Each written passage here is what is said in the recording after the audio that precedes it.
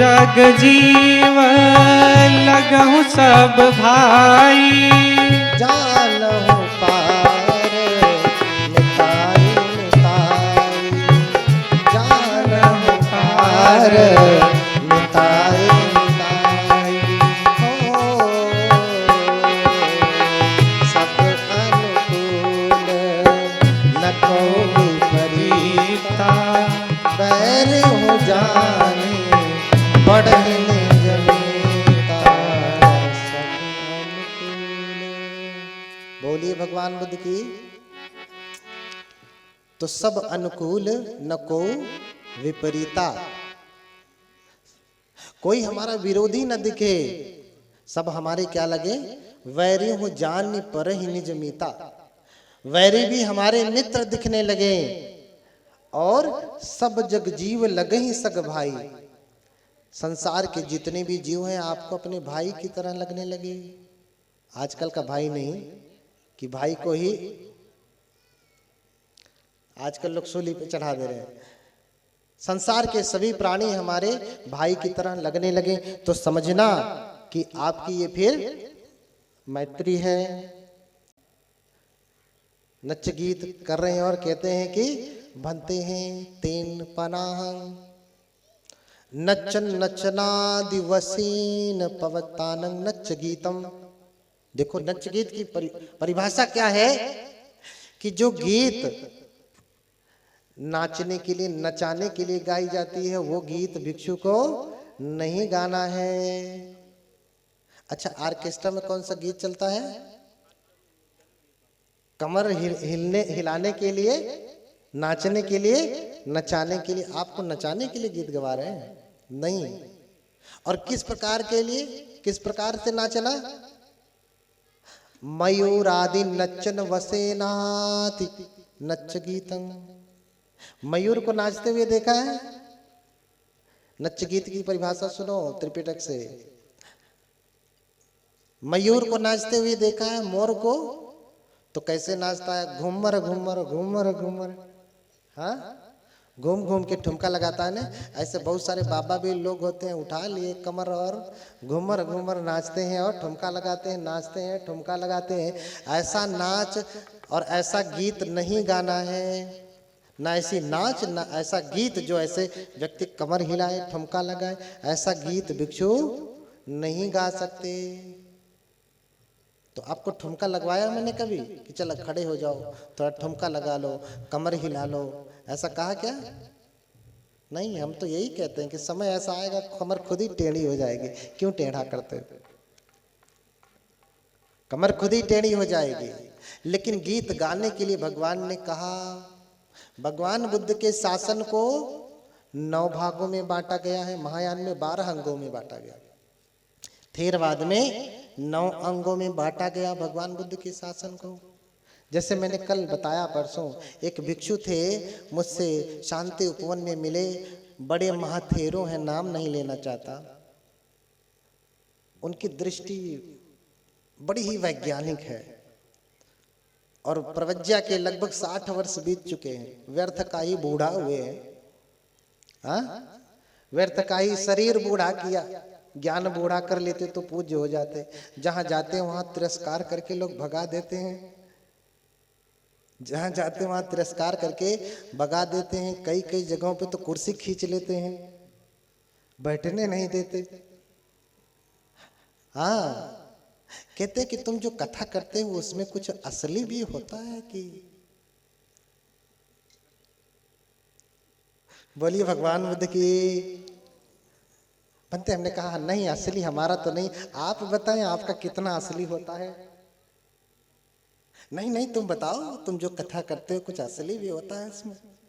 हमने कहा कि आप जो वचन सुनते हैं, मैं अपना वचन नहीं कहता, उसकी व्याख्या भले अपने मुख से करता हूं, लेकिन पाली के एक एक शब्दों को कहता हूं जो स्वयं भगवान बुद्ध ने कहा है। आपकी तरह से नहीं, आपकी तरह से नहीं कि आपका अपना अकेला ग्रंथ है। तो बोले कहां से कहते, कौन सा त्रिपिटक? मैं किसी त्रिपिटक को नहीं मानता।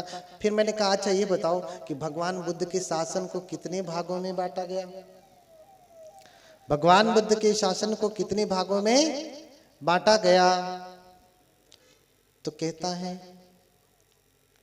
वो ज्ञानी कहते हैं कि भगवान बुद्ध के शासन से हमें कुछ लेना देना नहीं।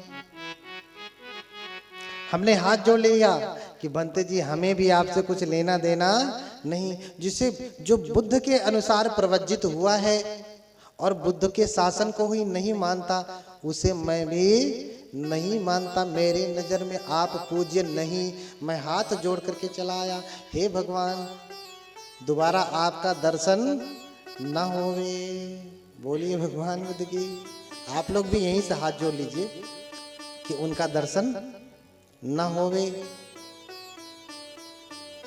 भगवान बुद्ध के शासन को 9 अंगों में बांटा गया है। 9 उसे कहते हैं नवंग सत्थु शासन। शासन शब्द सुनते हैं ना, उत्तर प्रदेश शासन सुनते हैं ना, उसी को भगवान बुद्ध का शासन कहते हैं। ये शब्द तो बाद में आया है ना, जब संविधान बना तब नहीं आया है। बोधिसत्व ने संविधान बनाया तब आया। जाहिर सी बात है उनके ऊपर बुद्ध की वाणी का प्रभाव है। इसलिए बुद्ध शासन को, बुद्ध की शिक्षा को 9 अंगों में बांटा गया। 9 तो संगीत को बता रहा हूं, संगीत को 9 अंगों में बांटा गया। सुत, ध्यान से सुनना, फिर से पूछूंगा। सुत, गेय, वैयाकरण, गाथा, उदान इति उत्तत, अभूत धर्म, जातक, निर्देश। हाँ, ध्यान से सुनना। भगवान बुद्ध का ये नवंग सत्व शासन है। तो कुछ उपदेश ऐसे हैं जिनको भगवान ने सूत्रों के रूप में बताया है। सूत्रों के रूप में, सूत्र जैसे कठिन से कठिन सवाल हो, अगर उसे हल करना हो तो क्या लगता है? क्या लगता है? सवाल। हल करना हो तो क्या लगता है? सूत्र। सूत्र गणित का सवाल। ऐसे ही जीवन का सवाल हल करना हो तो क्या लगेगा? सूत्र लगेगा। कौन सा सूत्र लगेगा? कौन सा सूत्र लगेगा? हाँ, a+b का होल स्क्वायर। हाँ, a+b का होल स्क्वायर लगेगा। बताओ, इसको लगा करके जरा दुख को दूर करके बताओ। नहीं कर सकते, नहीं कर सकते। इसलिए भगवान ने अलग से सूत्र दिया। इसलिए उसे कहा सुत। जैसे महामंगल सुत है, करणीय मित सुत है, रतन सुत है। वही सुत है जिसका उपदेश भगवान ने वैशाली में किया। जहां पहुंचते ही घनघोर वर्षा होने लगी, महामारी, सूखा और जो अकाल पड़ा था वो सब दूर हो जाता। वो सब कुछ दूर हो जाता। वही सूत्र है। हाँ, वो भी सूत्र है। करणीय में तो एक सूत्र है। जानते हैं उसका उपदेश कब दिया? उस समय जब भिक्षु जन जंगल में जाते थे तो नाना प्रकार की अमानुषी शक्तियां परेशान करती थी। क्या करती थी? परेशान करती थी। अमानुषी शक्तियां, अमानवीय शक्तियां। और जब वो बैठते थे कहीं, चूंकि भंते लोगों के पास एक भिक्षा पात्र होता है, संगाटी होता है, चीवर होता है, जहां साधना के लिए बैठेंगे बगल में पात्र रख देंगे, चीवर रख देंगे, संगाटी रख देंगे। तो जब जंगल में रात्रि होती थी, साधना के लिए बैठते थे तो पात्र सामने रखा, साधना के लिए बैठ गए, तो जब आंखें खोलते हैं तो पात्र गायब हो जाता था। मेरी बात सुन रहे हैं? बोलिए भगवान बुद्ध की। माता जी लोग आदमी नहीं देखी हैं, नहीं देखी हैं। इतना जोर जोर से घूरे तो आदमी दुबला हो जाएगा। हाँ?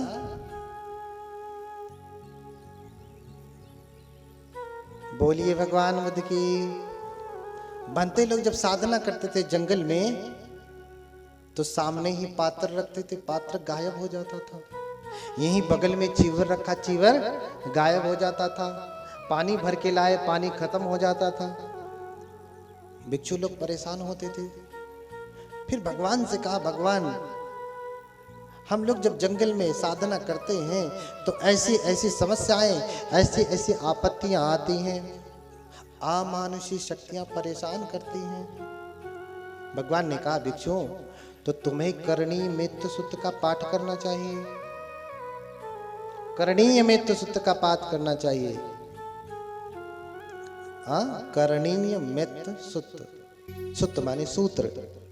तो कौन सा सूत्र लगाना चाहिए इस समस्या को हल करने के लिए, इस सवाल को हल करने के लिए? करणीय मैत्री भावना करना चाहिए। करणीय मथ कुशलेन यंतं संतं पदं अभिसमेच सक्को उजूच सुजूच सुवचूच समुदो अनतिमानी। ये मंत्र बताया भगवान ने। कहा कि समस्त जीवों के प्रति जो दिखाई दे रहे हैं, दिट्ठावा एव अदिट्ठा, जो दिखाई दे रहे हैं, जो नहीं दिखाई दे रहे हैं, भूतावा संभवेशी वा, जो जन्म ले चुके हैं, जो जिनकी संभावना है कि अभी जन्म लेंगे, हाँ, दूरे वा संत के वा, दूर रहते हैं, चाहे पास में रहते हैं, चाहे जमीन में रहते हैं, चाहे आकाश में रहते हैं, सभी के लिए मंगल मैत्री करें। उसके लिए मंगल मैत्री का मंत्र दिया, सूत्र दिया। तब से उस करणीय मृत्यु सूत्र का पाठ करके भिक्षु जन जब मैत्री भावना का अभ्यास करने लगे तो सारी आपत्तियां दूर हो गई। अब पात्र रखते थे तो पात्र कोई उठाता नहीं था, चीवर रखा तो चीवर गायब नहीं होता था, पानी रखा तो कोई पीता नहीं था, जब उन्हें प्यास लगी तब पी लिया। इसलिए मैंने भगवान बुद्ध के शासन को नवंग सत्व शासन बताया, उसे नवंग सत्व शासन कहा जाता है। तो पहला ही शासन क्या है? सुत्त, यानी उनकी पहली शिक्षा क्या है? सुत्त। दूसरी शिक्षा गेय। गेय का अर्थ होता है जिसे गाया जाता है। गेय का अर्थ क्या होता है? जिसे गाया जाता है, जिसे गीत कह सकते हैं, गीत। हाँ, गाथा, गाथा भी गाई जाती है, गाथा भी गाई जाती है। एक गीत है, एक संगीत है। एक क्या है? गीत है, एक संगीत है। एक सामान्य स्वर से गाया जाता है, एक क्लासिकल स्वर से गाया जाता है। जिसको क्लासिकल में गाना देखे हमारे बनते मेहतानंद आपको हर दिन बुद्ध स्तुति में उसको सुनाते हैं। अहो अहो बुद्धम अनंत तेजसम, अहो अहो सागर में रुगलमम। जिसे क्लासिकल में गाना है, शास्त्रीय में गाना है, उसे शास्त्रीय में गाया। जिसे सामान्य स्वर से गाना है उसे सामान्य स्वर से गाया जाता है।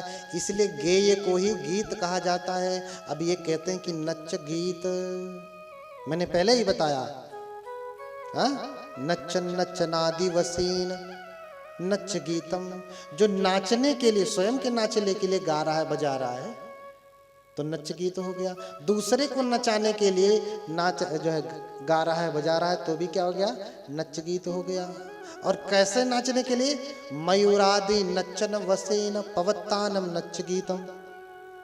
मयूर की तरह, मोर की तरह, जैसे मोर घूमर घूमर घूमर घूमर करके नाचता है, ऐसे बहुत सारे साधु सन्यासी होते हैं, घूमर घूमर करके नाचते। इधर ठुमक के जाएंगे उधर नाचेंगे, उधर ठुमक के आएंगे इधर नाचेंगे। भगवान सन्यासियों के लिए नाचना मना किए हैं। कुछ लोग ढोल बजा बजा के नाचेंगे, कुछ तबला बजा बजा के नाचेंगे, कुछ ठुमक ठुमक ठुमक ठुमक करके नाचेंगे। भगवान ने किसी भी प्रकार का नाचना सन्यासी के लिए नहीं कहा। अगर नाचना इतना ही अच्छा होता तो ज्ञान प्राप्ति के बाद बुद्ध नाचते, खूब नाचते। संत कबीर संत रैदास नाचते, उन्होंने भजन गाया लेकिन नाचे नहीं। भजन गाया लेकिन नाचे नहीं। महावीर स्वामी ज्ञान प्राप्ति के बाद नाचते लेकिन नाचे नहीं। नहीं नाचते हैं, नहीं नाचते हैं। इसलिए भगवान ने भिक्षुओं के लिए, सन्यासियों के लिए, प्रवज्जितों के लिए, भंते लोगों के लिए नाचने के लिए मना किया। कौन सा नाच? जो ठुमका लगाने के लिए अपने लिए हो चाहे दूसरों के लिए, और उसके लिए जो गीत गाया जाता वो गीत भी वर्जित किया।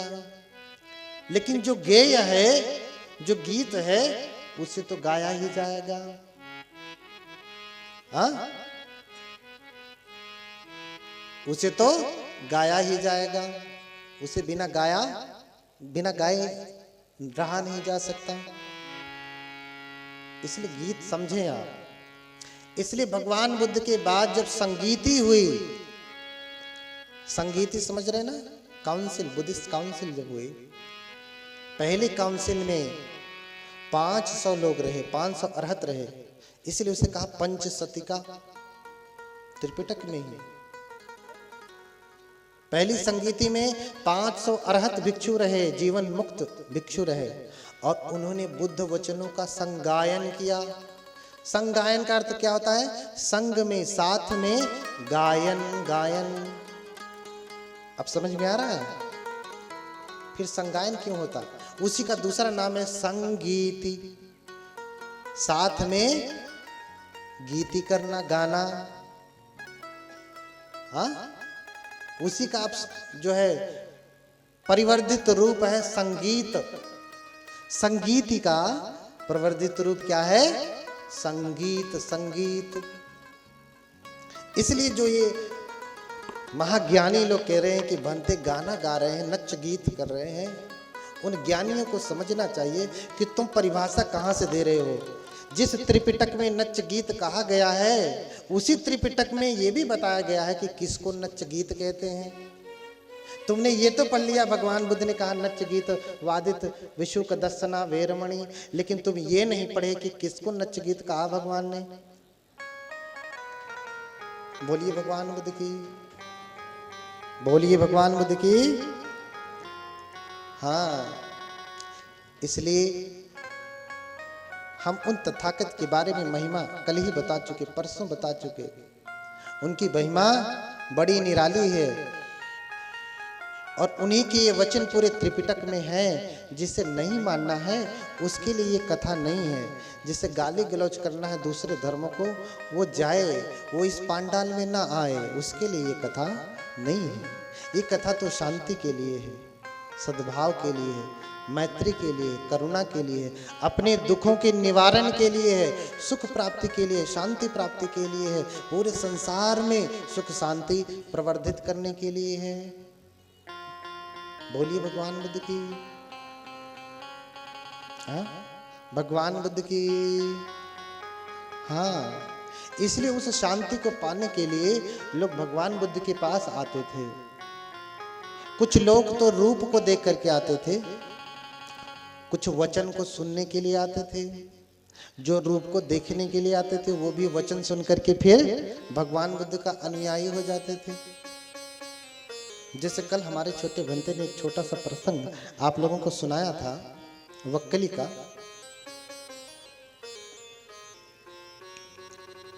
हाँ,